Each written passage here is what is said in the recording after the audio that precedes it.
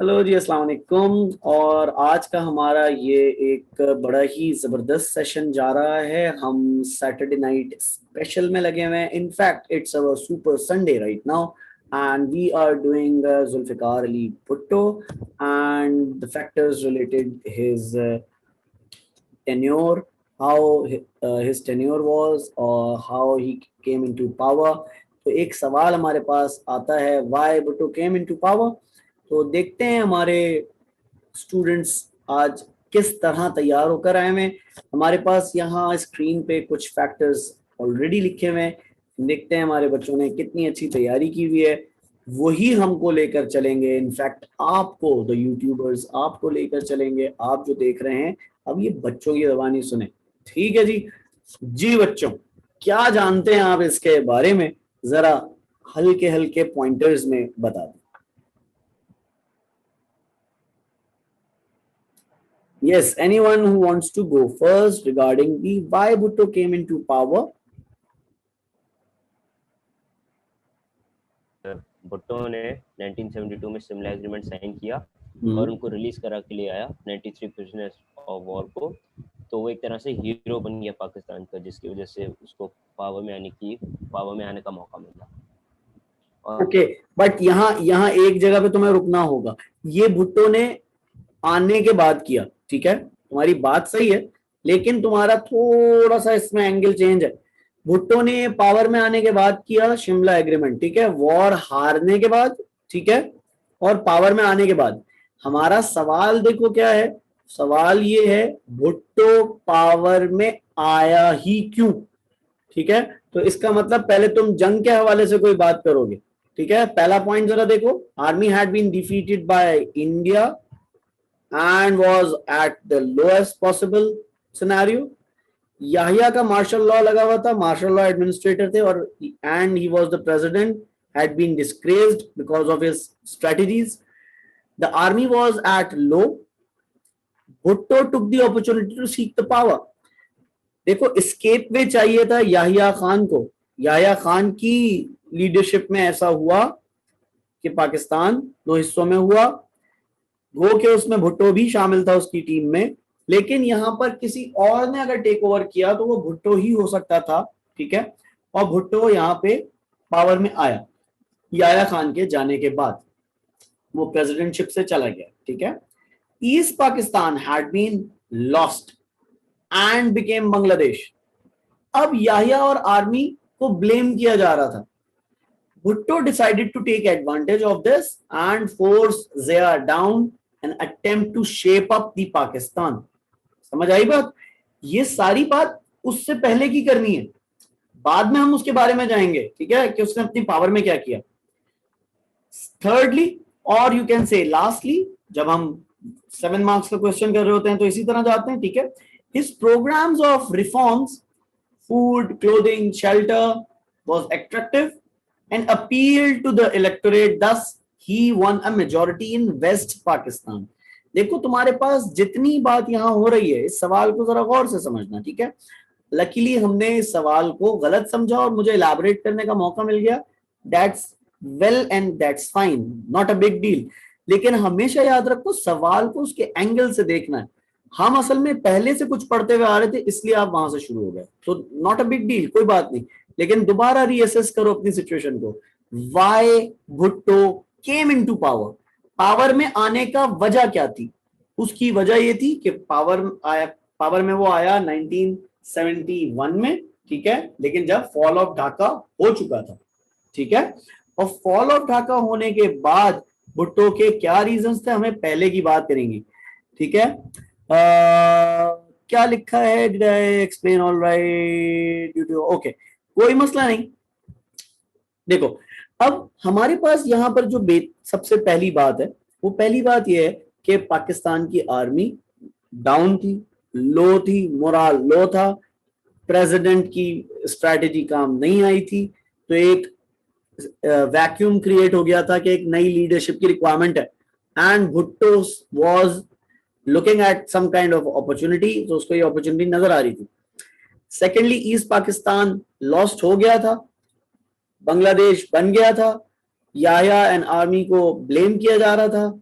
So this created the gap and he forced down him. Bhutto ने उसको force किया याया को और पाकिस्तान को एक नए मोड़ पे लेकर आ गया, ठीक है। प्लस जो इनका प्रोग्राम था, अब देखो तुम्हारे पास दो चीजें आ गई, एक वहां की सिविल वॉर के बाद जो लूजिंग हुई वो, प्लस बांग्लादेश का बनना, दो फैक्टर्स हो गए। थर्डली वो जो तुम्हारे इंतखाबात हुए थे, जो इलेक्शंस हुए थे, उस इलेक्शंस में हमारे पास क्या चीज निकल के सामने आई थी कि एक तरफ मुजीबुर रहमान जीत गया था और एक तरफ भुट्टो जीत गया था, ठीक है। तो वेस्ट पाकिस्तान में तो मेजोरिटी भुट्टो के पास थी ना, तो भुट्टो का जो आइडिया था रोटी कपड़ा और मकान, देखो यहाँ पे लिखा है फूड क्लोथिंग एंड शेल्टर, ठीक है। रोटी कपड़ा और मकान उसका ये नारा था, ठीक है। Was attractive and appealed to the people, that's he won the majority in West Pakistan, and he went to the National Assembly in the 1970s elections. Thus it was his democratic right. तो इसका मतलब तुम्हारे पास तीन बातें आई यहाँ पर, ठीक है, तीनों बातें तुमने देखी, इस तरह ये why Bhutto came into power answer होगा। एक उसका डेमोक्रेटिक राइट था, दूसरा वो याहिया एंड आर्मी को ब्लेम किया जा रहा था, तो Bhutto decided to take the advantage, ठीक है। एंड ही टुक, यहाँ पे ज़िया डाउन लिखा है तो ज़िया नहीं है, ही टुक याहिया डाउन, ठीक है। अच्छा जी, और उसके बाद अगर इनवर्स उसमें ऊपर जाएं तो हमारे पास आर्मी का मोराल डाउन था और उसको भी किसी एक नए लीडर ने मोराल बुलंद करना था, तो भुट्टो ने आके यही किया और फिर एक नया चीफ भी लगाया। आगे चलते हैं अपने दूसरे सवाल की तरफ, why Bhutto fell from power. अब जब हम पिछले सवाल में देख चुके हैं कि भुट्टो बहुत जबरदस्त और बहुत रिफॉर्म्स करने वाला और बहुत ओवरऑल हर चीज को बेहतर मैनेज करने वाला आदमी था, ठीक है, फेमस भी था, तो एक सवाल बनता है कि why Bhutto fell from power, एक, और वाई भुट्टो वाज एग्जीक्यूटेड। पहली चीज, अब देखो तुम्हारे पास यहाँ तीन सवाल आ रहे हैं, ठीक है। पहली चीज ये है क्या रिकॉर्डिंग ऑन है? Yes sir. जी सर। ओके, अच्छा देखो, एक भुट्टो पावर में कैसे आया, 7 मार्क्स के कौन कौन से क्वेश्चन आ सकते हैं भुट्टो से रिलेटेड। भुट्टो साहब पावर में कैसे आए, भुट्टो साहब पावर से गए कैसे, दो हो गए। भुट्टो साहब जब पावर से गए और हैंग क्यों हुए, ये किताब में भी लिखा हुआ सवाल है ना, तो हैंग का एग्जीक्यूशन की तरह से भी आ सकता है सवाल, ठीक है। अब तीनों को जल्दी जल्दी देखते हैं। देखो, भुट्टो रिग्ड इलेक्शंस ऑफ 1977, देखो हमने कौन से इलेक्शंस में भुट्टो आया था, 1970 वाले इलेक्शन में आया था, जिसको हमने कहा था सबसे fair and most right election थे, वो जो मुजीबुर रहमान और भुट्टो वाले थे। उसके बाद इलेक्शन हुआ 1977 में, विच apparently PPP shockingly took a landslide victory. People's Party वो मैच जीत गई। In some areas the result announced even before the votes were counted. उसका मतलब दाल में कुछ काला था, ठीक है। This affected his credibility and sowed the seeds of his decline. इसका मतलब कहीं कहीं ऐसा हुआ कि रिजल्ट आने से पहले ही अनाउंस हो गया, काउंटिंग होने से पहले ही अनाउंस हो गया कि भुट्टो साहब जीत गए, तो लोगों ने जरा सोचना शुरू किया, यार ऐसे कैसे, या तो कोई और मसला है या तो दाल ही काली है फिर, ठीक है ना, या तो दाल में कुछ काला है या फिर शायद दाल ही काली, ठीक है ना, कि पूरा इलेक्शन ही रिग्ड है। Greatly angered the opposition alliance, the PNA, जैसे आजकल PDM बना हुआ है ना, एक पाकिस्तान डेमोक्रेटिक मूवमेंट बनी हुई है आजकल, इसी तरह उस वक्त थी पाकिस्तान नेशनल अलायंस, ठीक है। PNA which began a large scale strikes and demonstration in all parts of Pakistan. This instability gave Zia, the chief of army staff at that time, a reason to take over by imposing martial law which ended Bhutto's government. पहली चीज, election में उसने नहीं माना, ठीक है, कि यहाँ पे कोई क्रेडिबिलिटी का इशू है। कहीं कहीं भुट्टो की पार्टी ने लैंडस्लाइड विक्ट्री ली, लेकिन कुछ इलाकों में मामला जरा खराब हुए इलेक्शन के, ठीक है। पहले ही रिजल्ट आ गया, वहां पे अभी वोटिंग काउंट भी नहीं हुई थी, इसका मतलब वहां दाल में कुछ काला था, शुकू को शुबात हुए लोगों को। फिर ये चीज जो इनके ओपोनेंट्स थे पाकिस्तान नेशनल अलायंस, उनको बड़ा गुस्सा आया इस पे, ठीक है, और उन्होंने स्ट्राइक्स की, डेमोक्रेटिक डेमोन्स्ट्रेशंस दी। फिर इसकी वजह से एक इंस्टेबिलिटी हुई, ठीक है। जब इंस्टेबिलिटी होती है, कहीं राइट्स होते हैं, कहीं लड़ाइयां होती हैं, कुछ दिनों तक हड़ताल होती है, तो मुल्क का नुकसान होता है। इस इंस्टेबिलिटी ने जनरल जिया को मौका दिया, और जनरल जिया ने फिर जो कि आर्मी चीफ थे, उन्होंने मार्शल लॉ लगाकर भुट्टो की गवर्नमेंट खत्म कर दी। देखो यहाँ पे दो बातों में भुट्टो की फेल फ्रॉम पावर वाली कहानी आ गई है तीसरे पॉइंट से पहले। Yes sir. आखिरी पॉइंट मैं नहीं पढ़ रहा, आप पढ़ें, आपको पता चल जाएगा कि सारी कहानी कहां थी।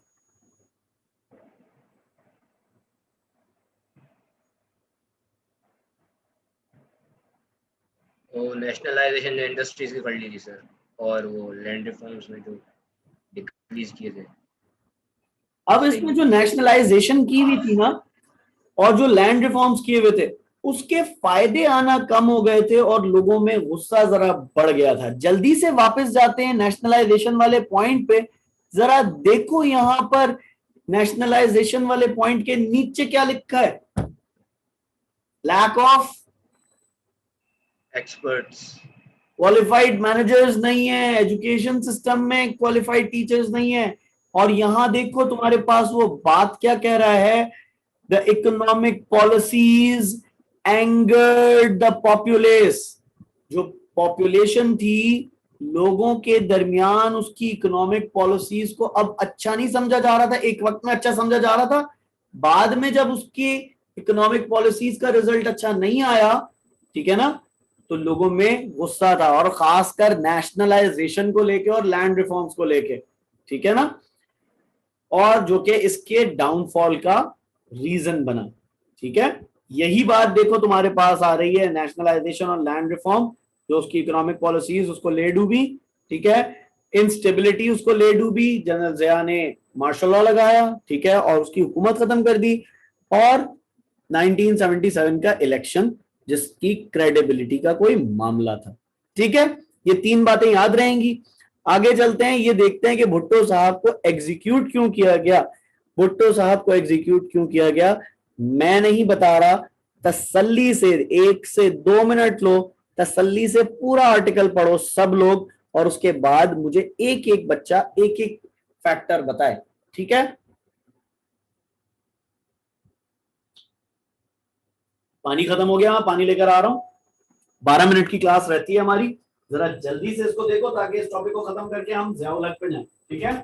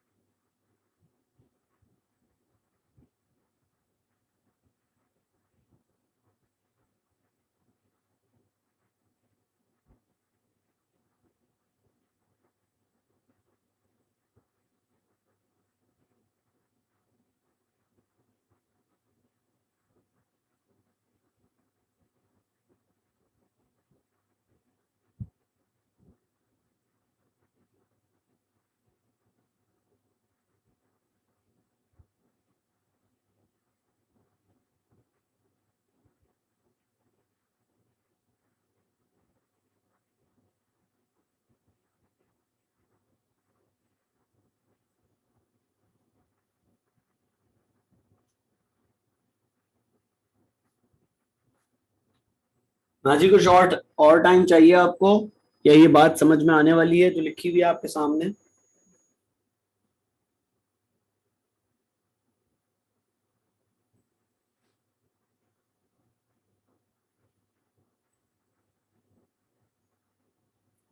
अच्छा, मैं तुम लोगों को एक जुमला बताऊं, जी सर। एक हिस्टोरिकल जुमला बताता हूं। उस जुमले के बाद तुमने जितना भी पढ़ा है अभी तक उसको दोबारा पढ़ लेना, इसी वाई वॉज भुट्टो एग्जीक्यूटेड, ठीक है। शेख रशीद का नाम सुना है? हाँ। Yes sir. मिनिस्टर भी है अभी वो। शेख रशीद इस जमाने में बड़ा यंग था, ठीक है, इस जमाने में, और गालिबन वो भुट्टो वाली साइड के अगेंस्ट था, पीएनए में था, ठीक है, पीएनए पाकिस्तान नेशनल अलायंस में था और स्टूडेंट लीडर था वो उस वक्त। तो यंग था तो उसको सारी बातें पता होंगी, ठीक है ना, यंग लोगों को हर तरह की न्यूज मिल रही होती है, अच्छी बुरी, हर जगह से, बूढ़ों से भी राब्ता होता है, अपने छोटों से भी राब्ता होता है। तो शेख रशीद का एक बहुत फेमस जुमला है, वो तुम इस सवाल के हवाले से याद रख लेना तो तुम्हें ये सब पता चल जाएगा कि क्या कहानी थी। शेख रशीद कहता है कि कब्र एक थी, कब्र एक थी, लोग दो थे, ठीक है, either it would be Ziaul हक और भुट्टो, ठीक है, एक कब्र थी, दो लोग थे, क्योंकि पहला पॉइंट पढ़ो, पहले पॉइंट में लिखा है व्हेन जिया रिलीज्ड भुट्टो, पहले जिया ने रिलीज कर दिया था भुट्टो को, लेकिन Bhutto tried to reassert his political power by gaining the support of the people. This was threat to rule of Zia. क्या ये कब्र वाली बात समझ आ रही है? Yes sir. अब मैं अगर अगले लेवल पर जाऊं तो मैं पूछूं कि किस तरह समझ आई ये बात। अगर जिया भुट्टो को रिलीज करता है कि चलो यार छोड़ दो, मैंने इसकी गवर्नमेंट खत्म की, लेकिन अब मैं इसको रिलीज कर देता हूं, जाता है जहां जाए, लेकिन जिया नहीं था, वो वापस आ गया, तो इसका मतलब क्या हो सकता है कि कल वो अगर पॉलिटिक्स में वापस एंटर होके खुद जीत गया तो वो सबसे पहले किसकी पिटाई करेगा? जिया की। तो इसका मतलब कब्र एक बंदे दो। Yes sir. बात समझ आई? तो जियाउल हक को बाद में लगा होगा this was a threat to the rule of Zia, ठीक है, जब उसने अपना टेक ओवर कर लिया तो फिर लगा होगा उसको कि यार अगर ये मैंने ज्यादा इसको लीवरेज दे दी तो ऐसा ना हो कल को ये आके इस कब्र में मुझे ही फेंक दे, तो या तो मैं या तो ये। समझ आई बात? तो अब ये जुमला समझ आया कि कब्र एक थी और दो बॉडियां दो थी, तो किसी एक को तो जाना था। Yes. Moreover, Bhutto along with three others was accused of murdering a political opponent by sending the FSF. अब ये FSF का नाम यहां पर आया और आपको पता चला कि ऊपर एक FSF की बात हुई थी, याद? थ्रेट वगैरह देने के लिए उसने कहा था, वो बनाई थी, एक नई फोर्स बनाई थी। The trial took place, lasted for 2 years and Bhutto found guilty. Bhutto ने कबूल लिया कि हाँ जी मैंने भेजा था और ये इस तरह हुआ था। Bhutto had threatened Zia that he would charge him for tampering with the constitution. Zia feared punishment under Article 6 of the constitution, thus got Bhutto executed. अब आखिरी वाला पॉइंट आप समझें और मुझे बताएं कि क्या बात हो रही है। ये मैं नहीं बताऊंगा, ये आपको इतनी डेवलपमेंट तो हो जानी चाहिए कि ये वाला पॉइंट आप मुझे बता सकें। तसल्ली से पढ़ो, ठीक है। This might be the last point of this meeting, then I will call another meeting, ठीक है, उसमें हम दूसरे चीज पर डिस्कस करेंगे। लेकिन यहाँ ये देखो कि ये जो आखिरी पॉइंट है ये तुम्हें क्या बता रहा है। भुट्टो ने धमकी लगाई जिया को, किस चीज के बारे में?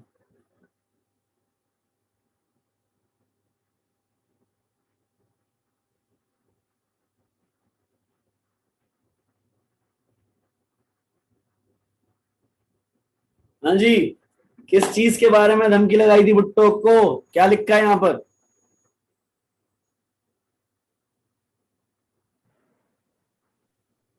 सर शायद ये कि क्या कहते हैं, वो कॉन्स्टिट्यूशन में सबको, मतलब जैसे ही वो रिलीज हुए थे तो वो क्या कहते हैं अपनी तरफ कर रहे थे ताकि वो पावर रीगेन कर ले कॉन्स्टिट्यूशन में। अच्छा चलो मैं इसको बताता हूँ, ठीक है। देखो भुट्टो ने थ्रेट किया ज़िया को that he would charge him for tampering with the constitution, constitution कानून, tampering मतलब छेड़छाड़, ठीक है। Bhutto, yes Suhaima, go ahead please. So I was saying, was it because of the amendments that Zia made? Yes, because he was not liable to do the amendments.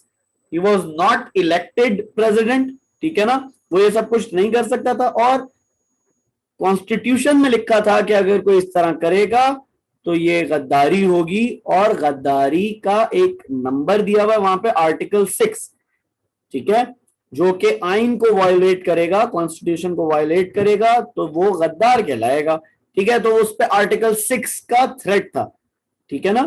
तो Zia feared the punishment under the article 6 of the constitution, तो सोचा उसने यही होगा कि यार अगर भुट्टो आ गया या भुट्टो जिंदा रहा तो ये कहीं ना कहीं से इतना पावरफुल है कि कुछ सालों से ये उसमें रहा है पावर में, तो कहीं ऐसा ना हो कि ये अपनी पावर इस्तेमाल करके मुझे कहीं रास्ते से हटा दे, तो इससे बेहतर है कि मैं ही हटा दूं। तो अब आपको समझ आई वो शेख रशीद वाली बात कि कबर एक है और बॉडीज दो, यस सर, किसी एक को तो दफन होना था, ठीक है। तो बेसिकली इस तरह की हमारे पास ये कहानी रही है। Those who are watching on YouTube, अभी हमारे पास इन 7 मार्क्स क्वेश्चंस को हमने देखा है, ठीक है। इस वक्त तक के लिए इतना ही, और आप लोग कहीं मत जाइएगा, यूट्यूब वाले आप जा रहे हैं, मैं आपके लिए वीडियो को टाटा बाय बाय करने लगा हूं, अपना बहुत ख्याल रखिएगा। और भाई आप लोग रुक जाएं, आप लोगों के लिए अभी एक बहुत जबरदस्त सी टिप आने वाली है, क्योंकि आप मेरे पास एक पेड कैश क्रैश प्रोग्राम में है, तो आप लोगों के लिए तो बनती है। बाकी जो यूट्यूब पे देख रहे हैं, अगर वो इंटरेस्टेड हो किसी क्रैश प्रोग्राम कोर्स में मेरे, तो जरूर मेरे नंबर पे राब्ता करें या मेरे ईमेल एड्रेस पे, यहाँ पर इस यूट्यूब पेज पे वो गिवन है। थैंक यू जी, अल्लाह हाफिज, bye bye, take care all the YouTubers, take care.